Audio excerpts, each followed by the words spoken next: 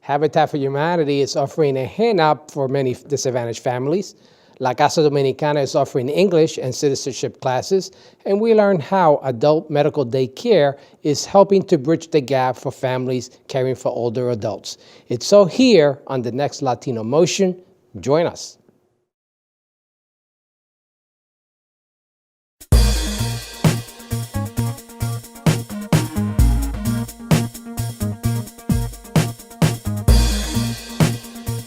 Choose quality, value, distinction. Choose Stockton.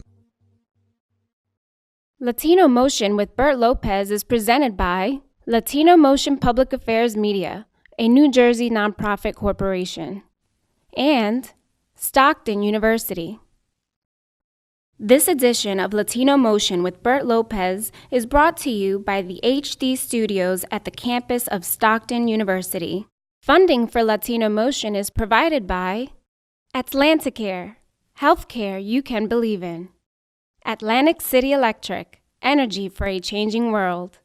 And South Jersey Gas. Welcome to Latino Motion, a weekly interview show highlighting issues impacting New Jersey's Latino community while advancing understanding of Latino cultural heritage and contributions to our society. And here is your host, Bert Lopez. Buenos dias and welcome to Latino Motion. Habitat for Humanity is helping to give a hand up to disadvantaged families, and to tell us more about their work here in South Jersey is Bill Gonzalez. He is the Executive Director of the Cumberland County Habitat for Humanity.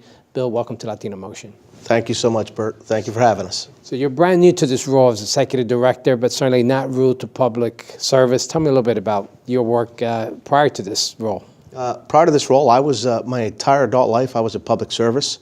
I served as a detective for the Camden County Prosecutor's Office for many years. And then after that, I was the chief of the 911 Communications Center. During that period of time, I served with various different nonprofits, one of them being the Latino Law Enforcement Association of South Jersey and the Latin American Economic Development. And I remember you when you was with the Law Enforcement Association, and you've always done a lot of great work out in the community. And this is a brand new role.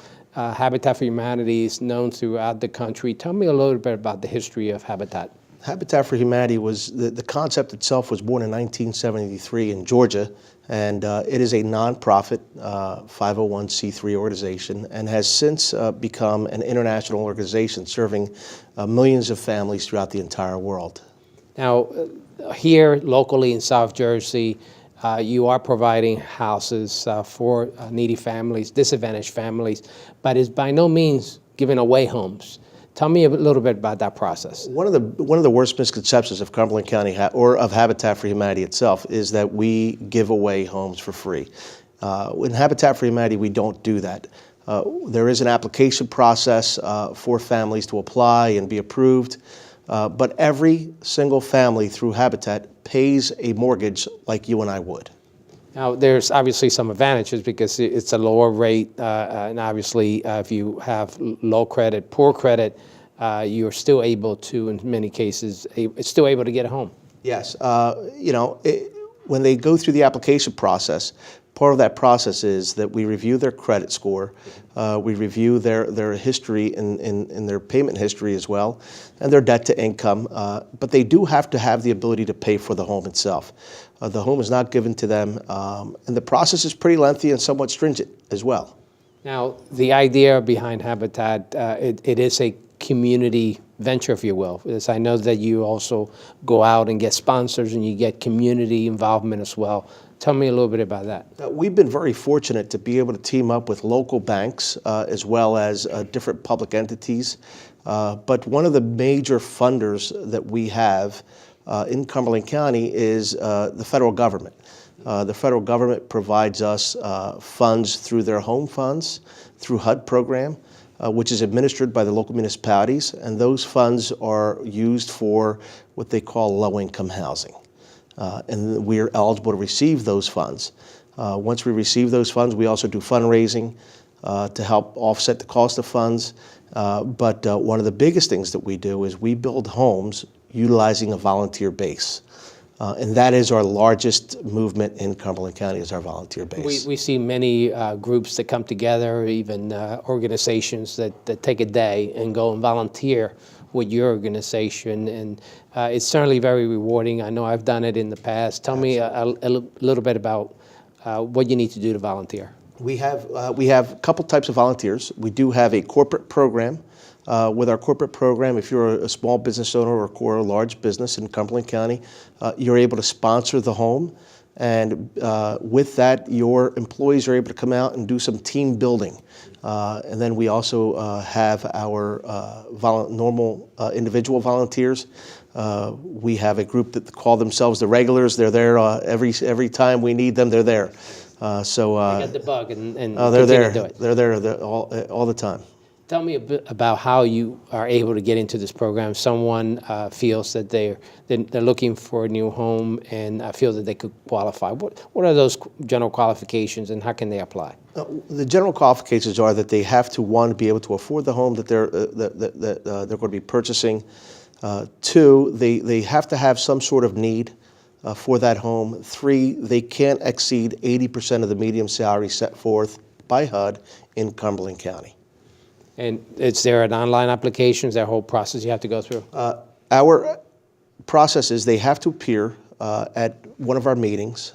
We discuss our income qualifications at that meeting, and in addition to that, we discuss the various forms of what they have to do. All of our homeowners have to commit to 250 hours of what we call sweat equity. They help in the building of their home or the remodeling of their home. And that 250 hours is for every adult family member living within the household. That's good. So they have an investment themselves in their actual home as well. And many of them also help others as well after this. That's correct. We have a great program that allows the homeowners the ability to not only stay involved with Habitat, but we also offer what's called the Cumberland County Restore, where local residents donate furniture to the Restore, and at the Restore we then sell that furniture for a profit to be able to help us afford to continue to building our homes. We'll put up the phone number as well as the webpage for those folks who might be interested, and certainly you're looking for volunteers and you're looking for donors as well. Absolutely. We're looking for donors every day. Bill, thank you for sharing this Thank you information so much. with our audience. And please stay tuned. We'll be right back with more on Latino Motion.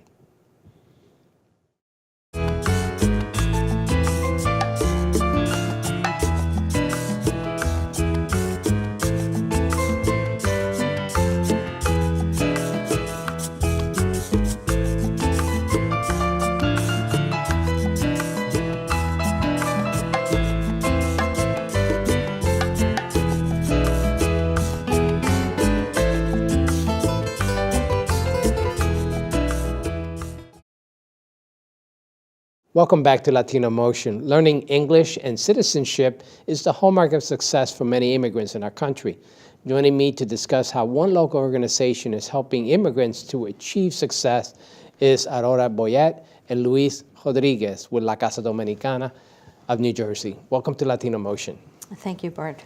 Now, Luis, I know you're the president of La Casa Dominicana and want to talk a little bit about what is La Casa Dominicana? Thank you, Bert, for La Casa Dominicana. La Casa Dominicana is a non-profit organization for New Jersey. It's a 501c3 organization. And it's located in Atlanta County, correct? Yes, La Casa Dominicana is located for Atlanta City, but it's stay working or stay in New Jersey. Okay, and I know that you're just working on this very exciting program, which is offering free ESL classes and free citizenship classes. And Aroya, I know you're the director of education for the organization. Tell me a little bit about what these classes are. Okay, so we're now beginning our second cycle. We're close to finishing the first cycle, the first class.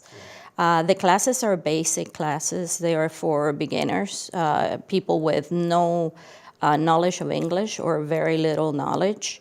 And we have two different classes. The basic, which is your beginner class with no experience, and an intermediate class, which is a class that they're promoted to after they finish the basic course. So that's on the ESL side. That's on the ESL learning, side. Learning English. How often do you have the classes? It's on Mondays and Fridays from 5 to 7 p.m. And we hold the classes at the PAL building, the Police Athletic League in Atlantic City. Luis, I know that for many immigrants that come here to get a good job and even to achieve the pinnacle of becoming citizens, you need to learn some English. So why is it so important that your organization be involved with this?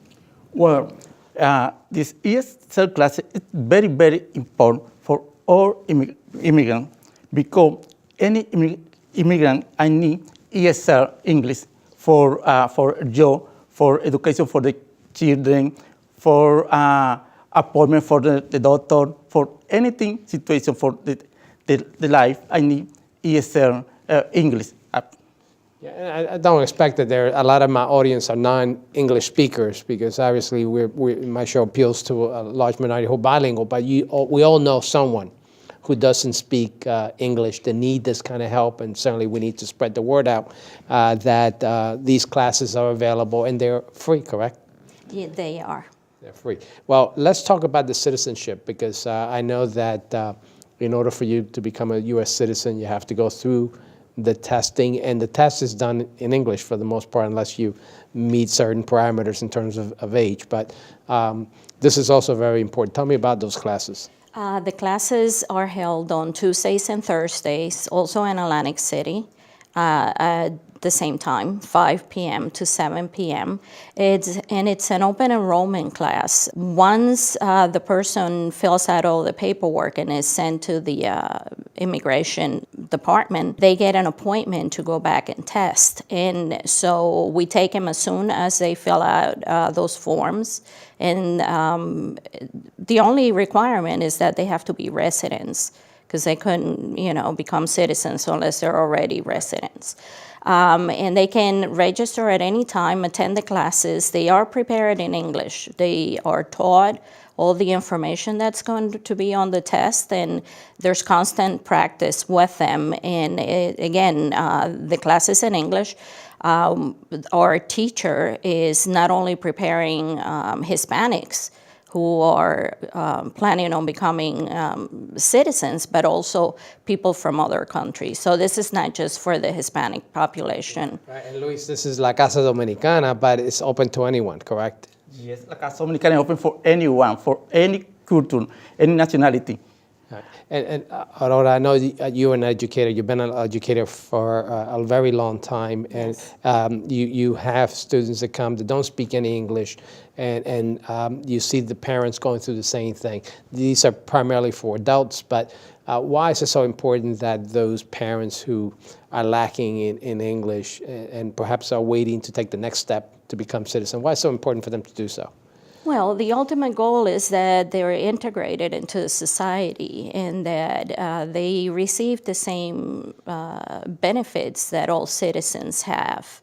And also, this is not only helping the parents, but as you said, this will also help the family.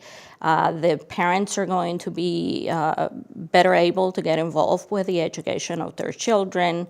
Also, hopefully they will be able to apply for better jobs, get better pay. So this is definitely a benefit for the entire family. So I do want to put out there that the classes for ESL start on January the 20th, and there's a whole schedule, and January the 19th is the citizenship classes. Mm-hmm. We will put up the website and the phone number, which is 609-334-2563 for more information. So thank you both for sharing this information with my audience. Thank you so much. Thank you. And we'll be right back with more Latino Motion.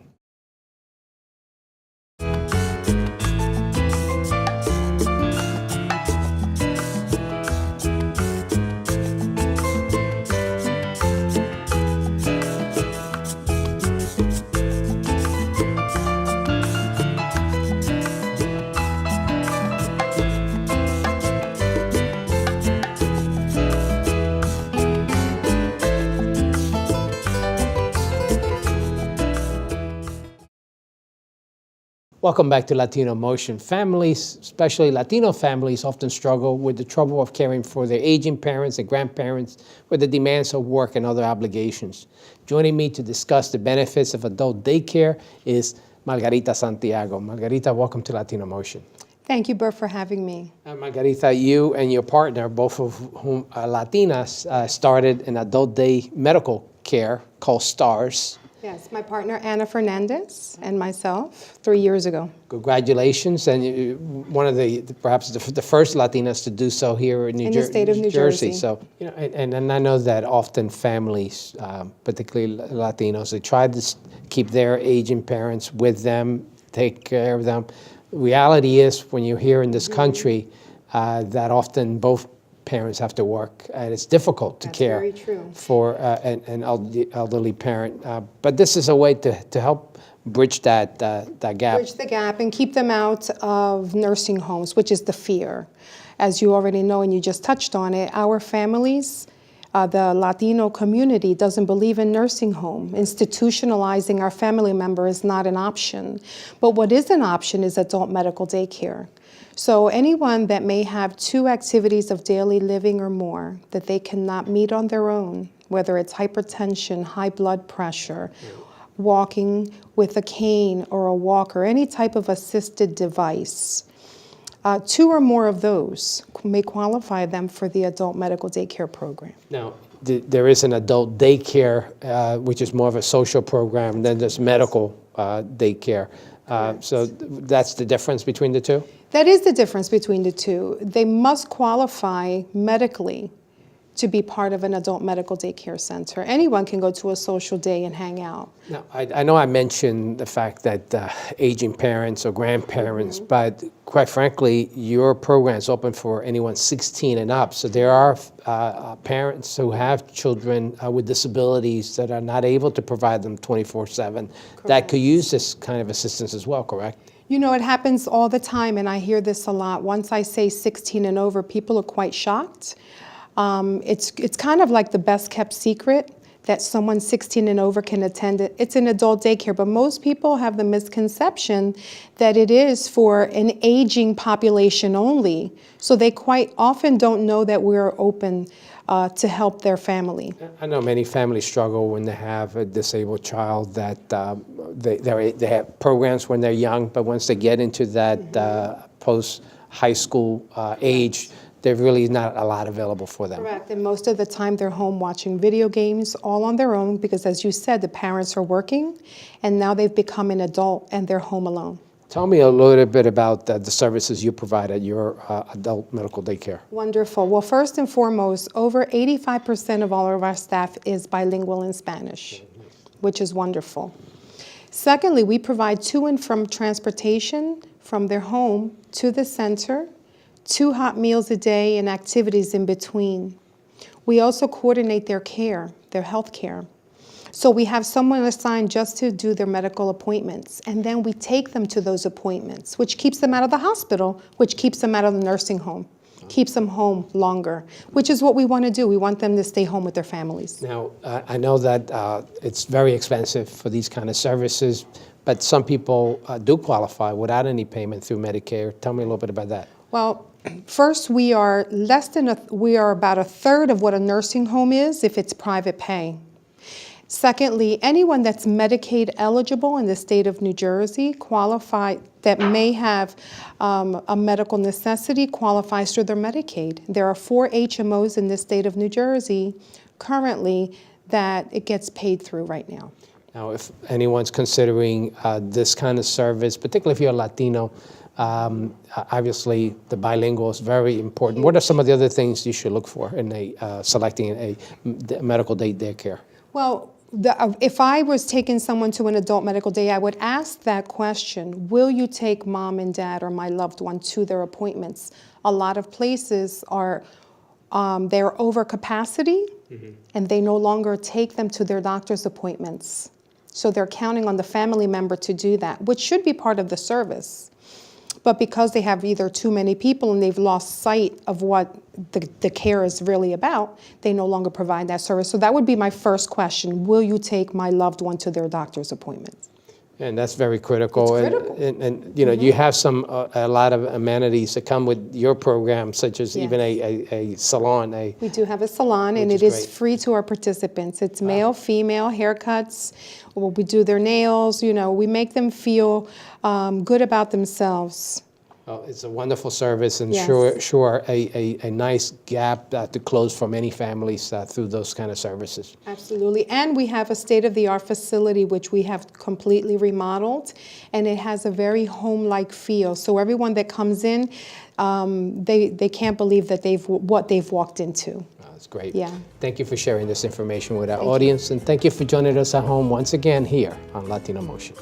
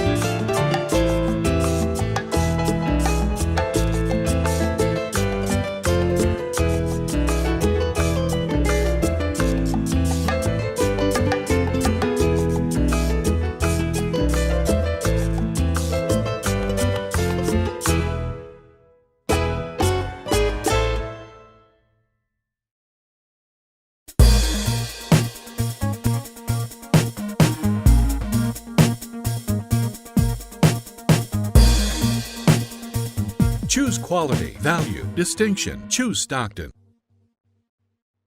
Funding for Latino Motion is provided by Atlanticare, healthcare you can believe in. Atlantic City Electric, energy for a changing world. And South Jersey Gas.